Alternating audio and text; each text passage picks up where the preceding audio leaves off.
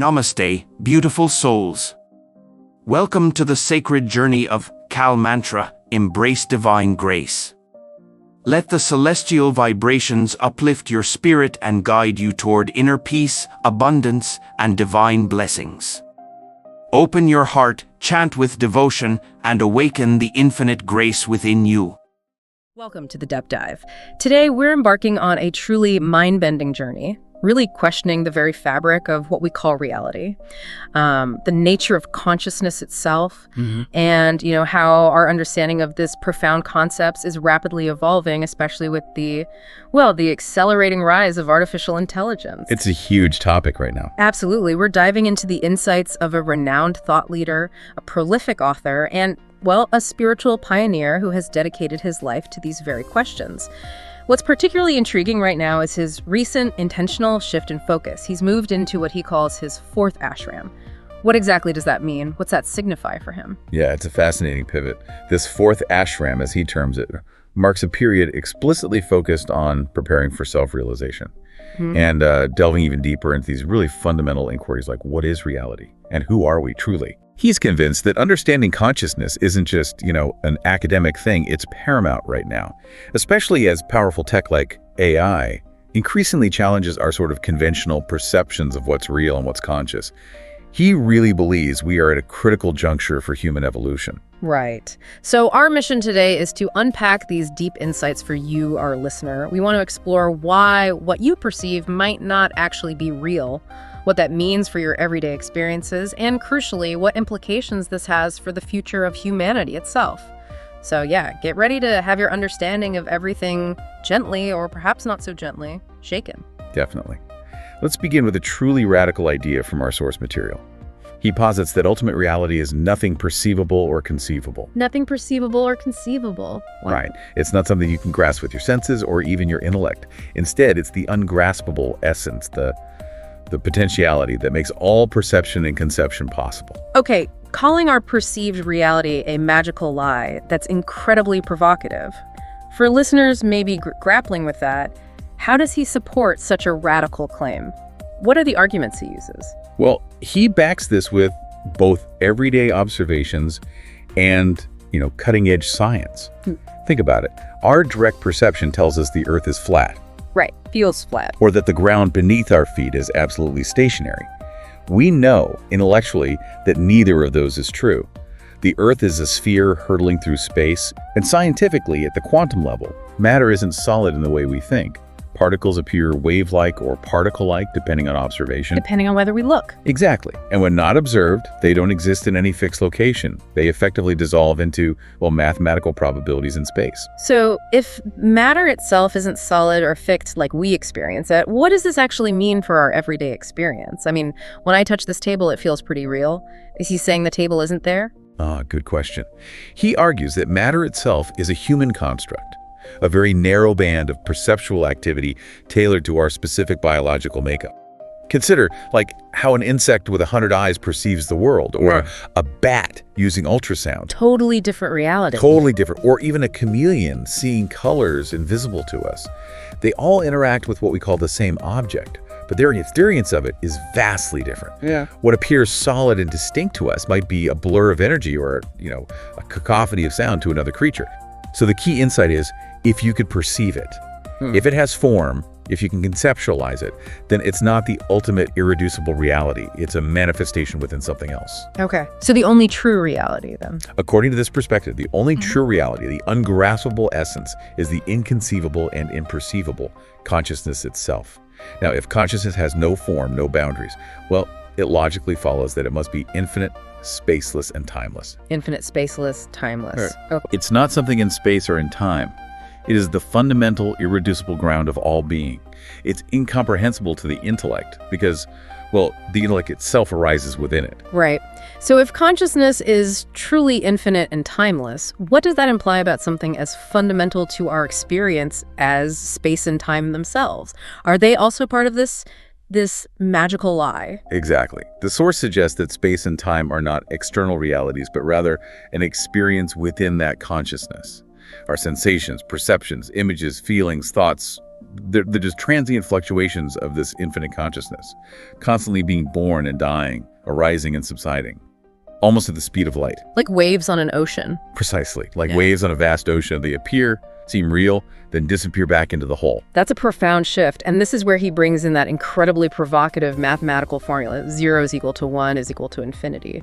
Whoa, okay. That's a big one. How does that seemingly impossible equation 0 equaling infinity actually play out in understanding our reality? What does it really reveal? It truly is a head-scratcher at first glance.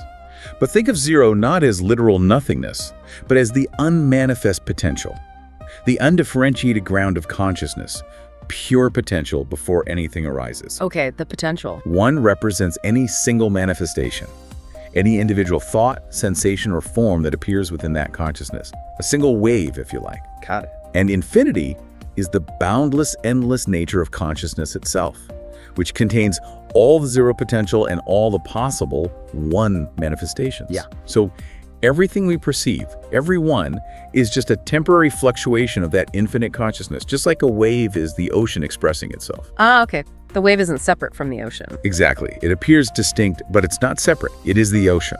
In this sense, 0 the ground equals 1 the manifestation equals infinity, the totality. It's all one indivisible reality expressing itself. That analogy really helps ground it. So if everything is a fluctuation, this radically redefines our understanding of birth and death, doesn't it? It's not just opposites anymore. Precisely. Life isn't the opposite of death. It's this continuous continuum of birth and death, ceaselessly happening in what he calls the timeless now. The timeless now? Yeah. Birth and death become human constructs, labels we apply to an incomprehensible, ever-present flow. Our source emphasizes that consciousness, presence, being, spirit, soul. These aren't just abstract concepts. They are the matrix in which all of this unfolds. The matrix. Okay, that's obviously brings the movie to mind, but this idea, he posits, we are already in a VR experience, calling the universe a digital workshop in cosmic consciousness. What's the deeper philosophical meaning here beyond the sci-fi? Right. It's much deeper than the movie, though the movie borrows from these ideas. In Eastern wisdom traditions, this concept is ancient. It's often called Maya. Maya, right. Usually translated as illusion. Commonly translated as illusion or dream, yes, but it's deeply connected to both matrix and even the word matter. The key here isn't that things don't exist. It's that we fundamentally misunderstand their true nature. He says we are cognitive agents in a matrix of cognitive agents, projecting this human universe. Projecting it. Yeah. Forms and phenomena co-arise and co-subside in that timeless now. Think of it like this.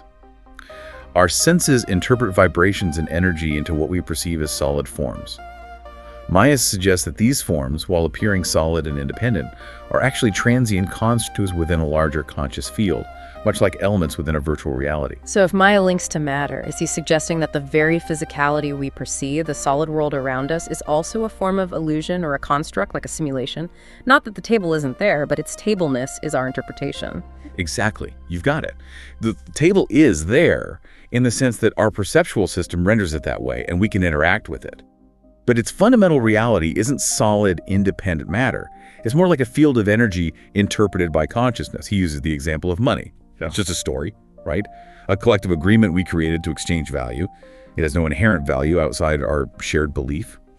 But this concept extends much further to how different ecosystems of exchange, be it finance, politics driven by power, or spiritual communities seeking truth, create vastly different, yet subjectively real, perceived realities. Wow.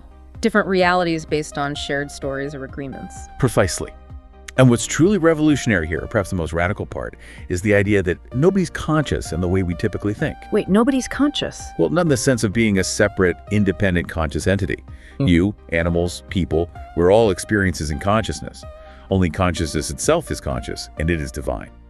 This aligns perfectly with the profound Sanskrit phrase, Atman is Brahman. Atman is Brahman. The individual soul is the universal reality. Exactly. Your individual soul, your deepest self, isn't just part of the universal consciousness. It is the universal consciousness, that which projects and sustains the entire universe. You are not a consciousness. You are the consciousness having a specific temporary experience. That's a lot to take in. Okay, so you might be wondering, how does cutting-edge science fit into this deeply spiritual perspective? Does it contradict it? Actually, no. Our source points directly to the pioneers of quantum mechanics who were grappling with these very questions almost a century ago. It's fascinating. Really? Who specifically? He highlights Erwin Schrödinger, for one. His equation is absolutely foundational to modern technology, lasers, microchips, everything. Right, Schrödinger's equation. Yet Schrödinger himself, back in 1948, explicitly likened his wave function to Atman, stating it's the wave function of the universe. Wow. He connected his physics directly to that spiritual concept. He did. And Max Planck, another giant of quantum theory, famously stated you can't get behind consciousness. That is fundamental. You can't explain consciousness in terms of something else. Everything else arises from it. And Werner Heisenberg, with his uncertainty principle, noted that the observer is intrinsically needed to collapse the wave function from possibilities into a specific reality. Yeah. Observation creates the reality, in a sense. Okay, for listeners maybe less familiar with quantum physics, can you just briefly unpack why Schrödinger, comparing his wave function to Atman, the individual soul being universal consciousness, is so revolutionary here? It bridges that science-spirituality gap. It's absolutely crucial. Schrödinger, one of the brilliant minds who literally gave us quantum mechanics, looked at the math, the implications of his own work, and saw that the underlying reality wasn't made of tiny, solid, separate bits. It was composed of probability waves, fluid, interconnected. When he applied this wave-like nature to the entire universe, he intuitively recognized a unified, conscious substratum, not just a collection of separate material objects. A single conscious field. Yes. He saw that what we perceive as distinct things actually emerged from this singular conscious field, much like the concept of Atman being Brahman. These weren't just philosophical musings for him. These insights came directly from the math and experiments of quantum physics itself. It's quite a powerful statement then to say we've almost regressed. Because in an era of incredible scientific and technological advancement driven by materialism, some might argue we've never been more aware of the material world. How does the source square that? Yeah, it seems contradictory, doesn't it? He suggests that we've, in some ways, regressed in our understanding over the past 100 years by getting deeply caught up in the superstition of materialism. The progress we see is amazing, but it's mostly in manipulating matter. We've often lost sight of the true nature of matter and the consciousness behind it. So focusing on the what, but forgetting the why or the how. Kind of. He's not dismissing scientific advancement at all, but rather our collective tendency, our cultural assumption that matter is the fundamental reality rather than seeing it as a manifestation of consciousness. The pioneers, like Schrödinger and Planck, seem to understand this. We as a society have largely forgotten it, focusing on the product, the manifestation, rather than the source, the consciousness. Okay. This brings us to a really compelling question, especially now with AI developing so rapidly. What if AI isn't just a tool, or maybe a sweat, but actually an invitation? An invitation for us humans to evolve, to really understand who we are in consciousness. That's exactly how he frames it. He presents two powerful perspectives on this. One is, humbling. It considers humanity's place in the vast cosmos. We're talking about maybe 2 trillion galaxies, 700 sextillion stars, estimated 60 billion habitable planets just in our Milky Way. Mind-boggling numbers. Right. From this colossal viewpoint, our entire existence is barely a grain of sand. If we disappear, the universe would go on, no problem. Perhaps viewing us as just a brief, maybe failed experiment in eternal inflation, like a cosmic Las Vegas where different realities pop up and subside. It certainly puts our perceived significance into perspective. Wow, yeah, that is humbling. And the other side of that coin, what's the other perspective? The other perspective is far more empowering, it says. Okay, with this profound knowledge of our true nature as consciousness, we actually have the power to consciously upgrade this illusion. Upgrade the illusion? Yes. We can consciously choose to create a more peaceful, just, sustainable, healthier, and joyful world. This isn't about being passive observers. It's about becoming active co-creators. The choice, he suggests, is fundamentally ours. Do we continue to be sort of victims of an illusion we don't understand? Or do we become conscious architects of our experience? That's a powerful call to action. And building on that idea of creating a more joyful world, the source shares a deeply personal, yet universally applicable formula for success, even in practical areas like making money. Yeah, it's quite simple but profound. Yeah. He asks himself 3 questions before engaging in pretty much anything, a project, a meeting, even an interaction. Number 1, is it joyful? Number 2, am I hanging out with joyful people? And number 3, am I creating joy in the world? Simple questions. Very direct. If the answer to all 3 is yes, he's in. It's a clear metric for aligning actions with, purpose and genuine well-being. He proposes that joy is really the only true measure of success because, well, without it, what's the point of any achievement? We can accumulate wealth or power or status, but if it doesn't bring genuine inherent joy, then what have we truly gained? It's a good question to ask ourselves. Absolutely. Now, let's connect this to the broader arc of human history for a moment. He makes an interesting point about language and tools. He notes that language, which we use for stories, myths, complex models, science, that's only about 50,000 years old in its complex form. Relatively recent, yeah. But tool making, our ability to shape our environment, that goes back maybe 2.6 million years. These two capabilities, language and tools, from, simple flint axes to sophisticated AI, have fundamentally shaped our human experience. And AI arguably represents a huge evolution of both. Right. And given that context, he makes a pretty bold prediction. Within the next 10 to 50 years, we will see a leapfrogging of our biological intelligence, moving beyond what we currently define as human to what he calls metahumans. What does he mean by leapfrogging biological intelligence, and how does that actually happen? Well, he explains this by noting that every single experience we have in consciousness modulates our gene and epigenetic activity. Epigenetics. Yeah. Right, how genes are expressed. Exactly. Epigenetics is about how our behaviors and environment can cause changes that affect the way our genes work, without actually altering the underlying DNA sequence. So our experiences aren't just mental or emotional, they're literally shaping our biological expression in real time. Wow. Our bodies are already performing these incredible simultaneous feats, thinking, maybe playing an instrument, digesting food, healing a wound, making a baby, tracking the stars all at once. This demonstrates the incomprehensibility of experience that is constantly being metabolized as genetic and biological activity. Yeah. So as we become more conscious, more aware of our true nature as this infinite awareness, that shift in consciousness itself can directly influence our biology, potentially leading to this evolutionary leap. It's like an internal revolution driving an external transformation. That's a powerful connection. Our inner state directly influencing our physical evolution. Okay, so to really grasp these concepts, to move beyond just talking about them, to actually feeling these truths, the source invites us into an exercise. He outlines a practice, almost a guided reflection, to help us feel this, right? Exactly. It's about direct experience. He suggests starting simply, just by observing your breath. Notice the impermanence, how every inhale and exhale arises, exists for a moment, and then subsides.